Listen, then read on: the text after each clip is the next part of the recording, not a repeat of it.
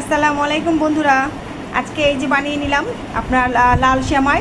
একদম দুধ ঘন করে দিয়ে দুধটা একদম লাল করে ফেলেছিলাম, একদম লাল লাল করে দুধ। এই দুধ দিয়ে সেমাইটা রান্না করে খেয়ে দেখবেন কেমন লাগে। আমাদের খুব পছন্দ। এই মাত্র রান্না করে নিয়ে আসছি। এখন আমি টেবিলে এটা রেখে এটা ঠান্ডা করব। ঠান্ডা করে এটা ফ্রিজে নরমালে রাখবো। রেখে 3-4 ঘন্টা পর বের করে খেয়ে দেখবেন, খুব ভালো লাগে। আমাদের খুব ভালো লাগে, আপনারাও ট্রাই করে দেখতে পারেন। আজ এই পর্যন্তই। যদি ভালো লাগে তাহলে লাইক, কমেন্ট, শেয়ার প্লিজ, আর সাবস্ক্রাইব করে পাশে থাকবেন। আলহামদুলিল্লাহ, খোদা হাফেজ।